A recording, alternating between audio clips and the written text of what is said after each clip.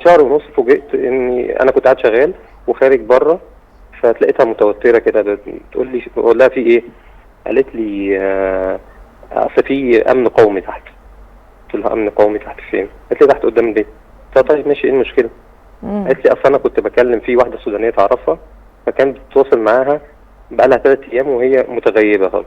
فقالت لي اصل انا ممكن تكون اتاخدت عشان الورق بتاعها مش مظبوط، وممكن هم يكونوا. قلت لها طيب خلاص مفيش مشكله، لو هي مش معنى اللي واحده الورق بتاعها مش مظبوط ان انت حد يكلمها يبقى يعني بيساعدها اللي هي تبقى تدخل البلد او الكلام ده كله. ففعلا لبست ونزلت، لقيت المباحث وبيكلموا بيقولوا لي مين موجود معاك في البيت؟ قلت لهم انا والدي في اول دور وانا وبعد كده اخواتي في كل دور. طيب في حد موجود في البيت دلوقتي؟ قلت له لا ما فيش غير انا وزوجتي كان الاولاد عند والدته. ما فيش غيري انا والزوجه بتاعتي. طيب انتوا في ذهب اتسرق من عندكم؟ قلت له لا ما فيش ذهب، انا البيبان كلها مقفوله وبيبان حديد. يعني قول لي اسرعت لها، هي ايه اللي حصل؟ حصل اللي هي تعرف واحده من جنسيه عربيه ادت لها الذهب. ادت لها الذهب ليه؟ او هي اللي هي الجنسيه العربيه دي بتقول اللي هي مدياها ذهب بتاع والدتي. فانا طبعا استغربت الموقف ازاي. يعني مراتك سرقت والدتك؟ ما يعني انا جاي اشرح لحضرتك بعد كده في الاحداث اللي حصل ايه. اصل انا عندي وقت معين للبرنامج، فقول لي انا عايزه السؤال يعني. ما هحاول انجز بقدر الامكان. اتفضل. اللي حصل ان هي حسب الكلام اللي هي الاجنبيه ديت ان هي خدت المفاتيح بتاعتي، لان هي فيها المفتاح بتاع الشقه بتاعت والدتي، واديته لها من السبت، عملت عليه نسخه ورجعت قالت لها ايه هاتي المفاتيح وخلي المفتاح معاكي. يعني هي سرقت الذهب من عند بيت والدتك؟ لا هي خدت المفاتيح بتاعتي انا اللي فيها النسخه بتاعت المفاتيح بتاعت والدتي. جميل. لا وجودي. ونزلتها لها في السبت.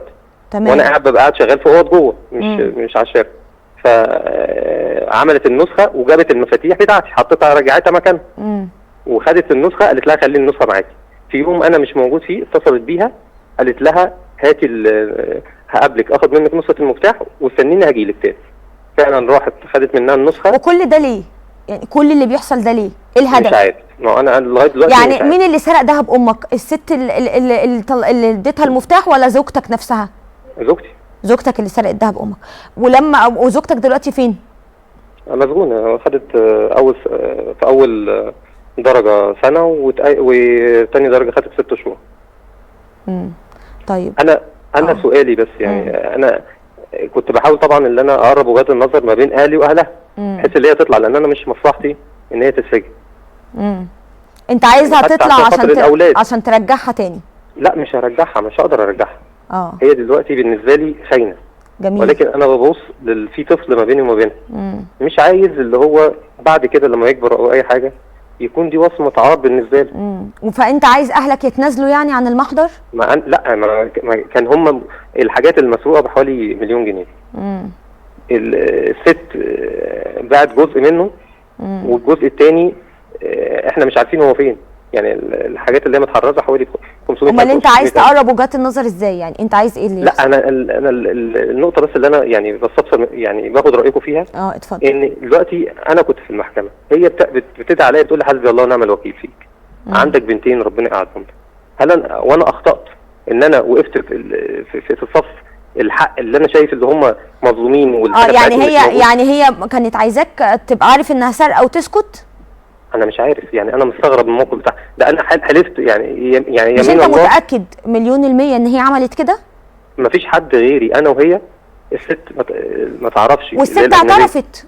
الست اعترفت اعتراف وقررت يعني انا بعد لما دخلت القاضي وشرحت له الوضع زي ما انا شرحته لك وكده عادت نفس الكلام زي ما انا قلته، لان انا ساعه الموقف ده كنت منهار. طيب انا سمعت دخلت رئيس المباحث. انا عايزه حضرتك تسمعني. طبعا التفاصيل اللي حصلت جوه الموضوع كلها تفاصيل قانونيه لواحده سرقت وخانت الامانه، وزي ما انت بتقول هي ست خاينه. ما هو الخيانه بس مش ست تعرف راجل او راجل يعرف ست، الخيانه ليها اشكال كتير جدا ودي خاينه. والسرقه موضوع ما فيش فيه تهاون. وسيدنا رسول الله صلى الله عليه وسلم عليه افضل الصلاه والسلام قال لو فاطمه بنت محمد سرقت لقطعت يديها.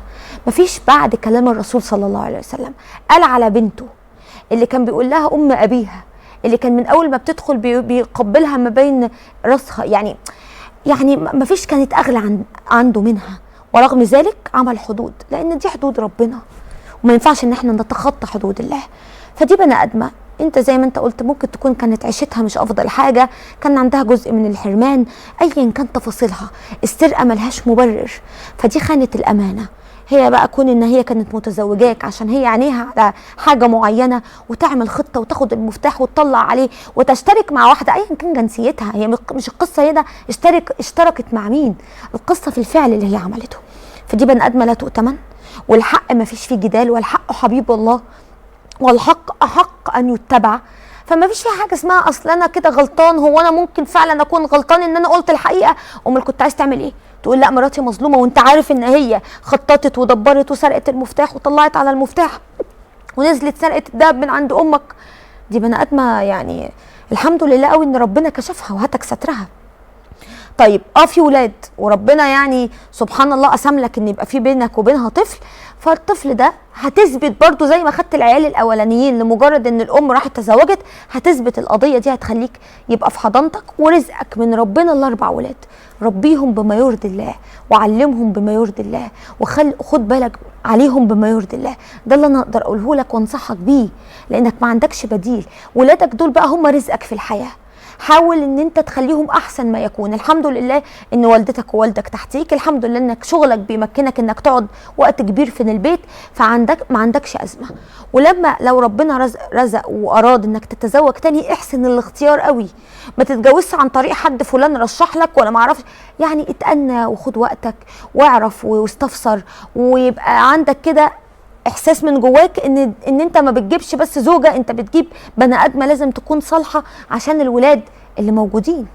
فربنا يكتب لك الخير والصلاح في حياتك، لكن اتق الله جدا في اختيارك اللي جاي، وانسى القصص دي. والاربع ولاد هم رزقك في الحياه، حاول تربيهم بما يرضي الله، خد بالك عليهم قوي قوي بجد، لان انت هتسأل على الولاد دول. للأسف يمكن حتى الطفل الجديد اللي جه رزقه مش احسن حاجة في امه، لان غلطة امه كبيرة. يمكن الزوجة الاولى هي تزوجت مش عرفي او اتطلقت واتجوزت، دي قصتها، لكن الزوجة التانية اللي غلطتها صعبة قوي، وغلطتها يعني دي هتربي عيال ازاي؟ والحمد لله ان ربنا كشف لك سترها، لان دي كانت هتربي 4 عيال ازاي؟ يعني كانت هتدمر ابنها او بنتها اللي منك، والثلاثة التانيين اللي انت مفروض سايبها ومأمنها عليهم. فهي ما كانتش اهل للامانه.